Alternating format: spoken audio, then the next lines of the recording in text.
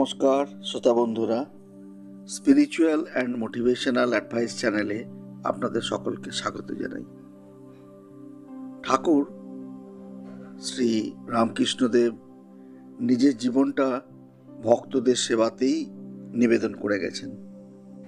ভক্তদের সঠিক পথ দেখাবার জন্য উনি সারা জীবন কঠোর পরিশ্রম করেছেন।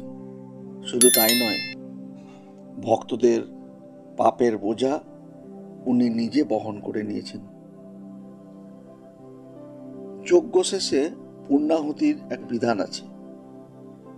জীবন শেষে শ্রী রামকৃষ্ণদেব কিভাবে আত্মাহুতি দিয়েছিলেন, রোমা রোলা রামকৃষ্ণের জীবন গ্রন্থে সুন্দরভাবে বর্ণনা করেছেন। তিনি লিখেছেন, রামকৃষ্ণ ক্রমে সমুদ্রের নিকটবর্তী হইতেছিলেন, সমাপ্তি ঘনাইয়া আসিতেছিল। তাহার দুর্বল দেহ প্রায় প্রতিদিনই সমাধির আগুনে দগ্ধ হইতেছিল। কেবল তাহাই নহে, ক্ষুধিত জনতার নিকট অবিরাম আত্মদান করিয়া সে দেহ ক্রমেই ক্ষয় পাইতেছিল। মাঝে মাঝে তিনি রাগী ছেলের মতো অভিমান করিয়া মাকে জানাইতেন, এই অগণিত যাত্রীর জনতা তাহাকে খাইয়া ফেলিতেছে।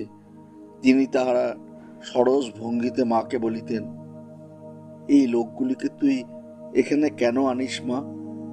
এগুলো যে ভেজাল দুধের মতো, দুধের চেয়ে জল চতুর্গুণ। জল শুকোতে গিয়ে আগুনে ফুঁ দিয়ে দিয়ে আমার চোখ যে জ্বলে গেল। আমি আর পারি না মা, স্বাস্থ্য গেল, শরীর গেল। এসব কাজ যদি করতে চাস তবে তুই নিজেই কর না। নিজের শরীরের প্রতি দেখিয়ে উনি বলতেন, এটা যে ভাঙা ঢাক, যদি রাত দিন পেটাস তবে কতক্ষণ টিকবে এটা? কিন্তু তবু তিনি কাহাকেও বিমুখ করিতেন না। বলিতেন, একটি আত্মাকেও সাহায্য করার জন্য যদি আমাকে জন্ম জন্ম আসতে হয়, হোক না তা কুকুর জন্ম, তবু তাতে আমার কষ্ট নেই। আরও বলিতেন, আমি একটি মানুষকেও সাহায্য করার জন্য এমন 20,000 দেহ ত্যাগ করতে পারি। একটা মানুষকে সাহায্য করতে পারাও কি কম গৌরবের কথা?